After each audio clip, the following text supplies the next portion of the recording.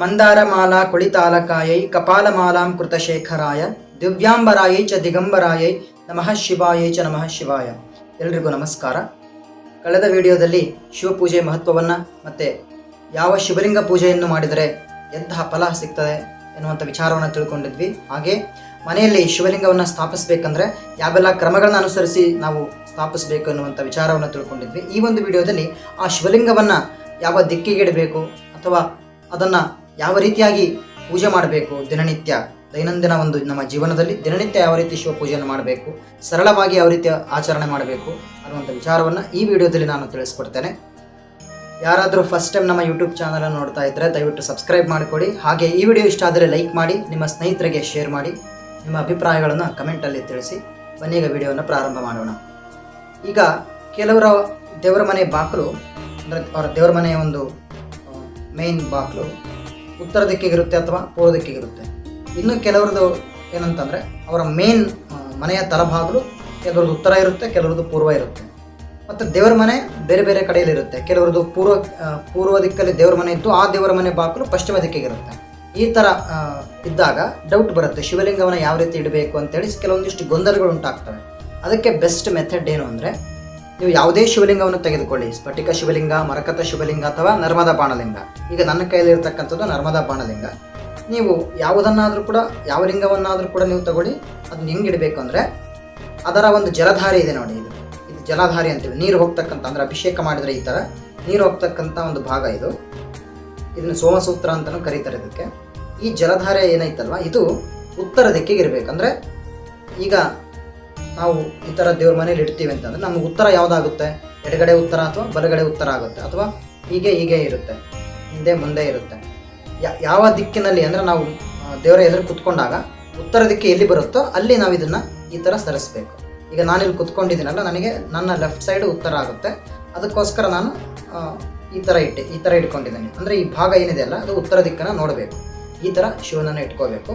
ಮತ್ತು ಇದರ ಕೆಳಗಡೆ ಇದನ್ನು ದೇವ್ರ ಮನೆ ಕಟ್ಟೆ ಮೇಲೆ ಹಾಗೆ ಇಡ್ಬೋದಾ ಅಥವಾ ಒಂದು ವಸ್ತ್ರವನ್ನು ಹಾಸಬೇಕಾ ಅಂದರೆ, ಒಂದು ವಸ್ತ್ರವನ್ನು ಹಾಕಿ ಒಂದು ತಟ್ಟೆಯನ್ನು, ಅಂದರೆ ಸಾಮಾನ್ಯವಾಗಿ ಒಂದು ತಟ್ಟೆಯನ್ನು ಇದಕ್ಕೋಸ್ಕರ ಅಂತಲೇ ಸೀಮಿತಗೊಳಿಸಿ ಆ ತಟ್ಟೆಯನ್ನು ಇದರಲ್ಲಿ ಆ ತಟ್ಟೆಯಲ್ಲಿ ಈ ಲಿಂಗವನ್ನು ಇಡ್ಬೋದು. ಈ ಥರ ಈ ತಟ್ಟೆ ತಾಮ್ರ ಅಥವಾ ಹಿತ್ತಾಳೆ ಈ ಎರಡು ಭಾಳ ಶ್ರೇಷ್ಠ, ಅಥವಾ ಬೆಳ್ಳಿ. ಇವು ಮೂರು, ಬೆಳ್ಳಿ, ತಾಮ್ರ, ಹಿತ್ತಾಳೆ, ಇವು ಮೂರಲ್ಲಿ ಯಾವುದಾದ್ರೂ ಕೂಡ ಒಂದು ಈ ಸೈಜಿಗೆ ಅಂದರೆ ಈ ಲಿಂಗವನ್ನು ಹಿಡಲಿಕ್ಕೆ ಅನುಗುಣವಾಗಿ ಅದರಲ್ಲಿ ನಾವು ಇಡಬೇಕು.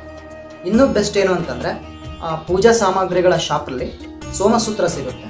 ಅಂದರೆ ಈ ಅಭಿಷೇಕ ಮಾಡಿದಾಗ ನೀರು ಹೋಗಲಿಕ್ಕೆ ಕೂಡ ಅದರಲ್ಲಿರುತ್ತೆ ಸೋಮಸೂತ್ರ. ಆ ಸೋಮಸೂತ್ರವನ್ನು ಕೂಡ ನಾವು ಪರ್ಚೇಸ್ ಮಾಡ್ಬೋದು. ಅದು ಹಿತ್ತಾಳಿ, ತಾಮ್ರ, ಪಂಚಲೋಹ, ಕಂಚು ಈ ರೀತಿ ಬೆಳ್ಳಿ, ಬಂಗಾರದಲ್ಲೂ ಕೂಡ ಮಾಡಿಕೊಡ್ತಾರೆ. ಹಿತ್ತಾಳೆ ಅಂತಂದರೆ ರೆಡಿಯಾಗಿ ಸಿಕ್ಬಿಡ್ತವೆ, ಹಿತ್ತಾಳೆ ಅಥವಾ ತಾಮ್ರ. ಸೊ ಈ ಒಂದು ಸೋಮಸೂತ್ರದ ಒಳಗಡೆ ಶಿವಲಿಂಗವನ್ನು ಇಡಬೇಕು, ಅಥವಾ ಒಂದು ತಟ್ಟೆಯಲ್ಲಿಟ್ಟರು ಕೂಡ ನಡೆಯುತ್ತೆ. ಇದು ಆ ಶಿವಲಿಂಗವನ್ನು ಇಡತಕ್ಕಂಥ ಕ್ರಮ. ಮತ್ತು ಸರಳವಾಗಿ ಪೂಜೆ ಮಾಡೋದು ಹೇಗೆ ಅಂದರೆ, ಭಾಳಷ್ಟು ಜನ ದಿನನಿತ್ಯ ಅವರು ಕಚೇರಿಗಳಿಗೆ ಹೋಗ್ತಾ ಇರ್ತಾರೆ. ಅವರ ಒಂದು ಉದ್ಯೋಗ, ಅವರ ಜಾಬ್ ತುಂಬ ಒಂದು ಪ್ರೆಸರ್ಸ್ ಇರ್ತದೆ. ಗಂಟೆಗಟ್ಟಲೆ ಪೂಜೆ ಮಾಡ್ಕೊಳ್ಳೋಕ್ಕಾಗಲ್ಲ, ಅಭಿಷೇಕ ದಿನನಿತ್ಯ ಮಾಡೋಕ್ಕಾಗಲ್ಲ. ಅದಕ್ಕೆ ಸರಳ ರೀತಿಯಾದಂಥ ಉಪಾಯವನ್ನು ಶಾಸ್ತ್ರಕಾರರು ಹೇಳಿದ್ದಾರೆ. ಅದು ಏನಂದರೆ, ಒಂದು ತಾಮ್ರದ ತಂಬಿಗೆ ತುಂಬ ನೀರನ್ನು ತುಂಬಿಕೊಂಡು ಈ ಶಿವಲಿಂಗದ ಮೇಲೆ ಓಂ ನಮಃ ಶಿವಾಯ ಎನ್ನುವಂಥ ಮಂತ್ರದಿಂದ ಅದರ ಮೇಲೆ ಎರಿಬೇಕು. ಈ ಥರ ಅಂದರೆ ಶಿವಲಿಂಗದ ಮೇಲೆ ಈ ಥರ ಅದಕ್ಕೆ ನಾವು ಅಭಿಷೇಕ ಮಾಡೋ ರೀತಿಯಲ್ಲಿ ಒಂದೊಂದು ಆ ನೀರು ತೆಳ್ಳಿಗೆ ದಾರದ ಥರ ಹೋಗ್ತಾ ಇರಬೇಕು ಶಿವಲಿಂಗದ ಮೇಲೆ. ಮನಸ್ಸಲ್ಲಿ ಅಥವಾ ಹೊರಗಡೆ ಜೋರಾಗಿ ಕೂಡ ಹೇಳ್ಬೋದು. ಓಂ ನಮಃ ಶಿವಾಯ ಮಂತ್ರವನ್ನು 11 ಸಲ, 21 ಸಲ, ಅಥವಾ ನಮಗೆ ಇನ್ನೂ ಕಾಲಾವಕಾಶ ಇದ್ದರೆ 36 ಸಲ, 51 ಸಲ, ಇನ್ನೂ ನಮಗೆ ಸಮಯ ಇತ್ತಂದರೆ 108 ಸಲ. ಅದು ಬರೀ ನೀರಷ್ಟೇ ಫುಲ್ಲು ಹಾಕಿ ಅದನ್ನು ಆಮೇಲೆ ಲಿಂಗವನ್ನು ಒಂದು ಒಳ್ಳೆ ಶುಭ್ರ ವಸ್ತ್ರದಿಂದ ಅದನ್ನು ಒರೆಸಿ ಅದಕ್ಕೆ ಭಸ್ಮ, ಗಂಧ, ಕುಂಕುಮಾದಿಗಳನ್ನು ಹಚ್ಚಬೇಕು. ಶಿವಲಿಂಗಕ್ಕೆ ಅರಿಶಿನವನ್ನು ಹಚ್ಚಬಾರದು, ಭಸ್ಮಲಿಂಗ, ಕುಂಕುಮ ಹಚ್ಚಬಹುದು. ನಂತರ ಅದಕ್ಕೆ ಅಕ್ಷತೆ ಹಾಕಿ ಪತ್ರ ಪುಷ್ಪಗಳನ್ನು ಇಟ್ಟು ಒಂದು ದೀಪ ಹಚ್ಚಿ ಧೂಪವನ್ನು ತೋರಿಸಿ. ಈ ಧೂಪ ಅಂತ ವಿಷಯಕ್ಕೆ ಬಂದಾಗ ಸುಮಾರು ಜನ ಊದಿನ ಕಡ್ಡಿಗಳು ಹಚ್ಚುತ್ತಾರೆ, ಅಗರಬತ್ತಿಗಳು. ಈಗ ಬರ್ತಕ್ಕಂಥ ಅಗರಬತ್ತಿಗಳೆಲ್ಲ ಕೆಮಿಕಲ್ ಮೇಡ್ ಅಗರಬತ್ತಿಗಳಾಗಿರೋದ್ರಿಂದ ಆರೋಗ್ಯದ ಸಮಸ್ಯೆಗಳು ಹೆಚ್ಚು ಕಾಣಿಸ್ತಾ ಇದ್ದಾವೆ. ಅದಕ್ಕೋಸ್ಕರ ಬೆಸ್ಟ್ ಏನಂತಂದರೆ, ಗೋಮಯದಿಂದ ಅಂದರೆ ಆಕಳ ಸಗಣಿಯಿಂದ ತಯಾರಿಸಲ್ಪಟ್ಟಂಥ ಧೂಪಗಳು ತುಂಬ ಉತ್ತಮ.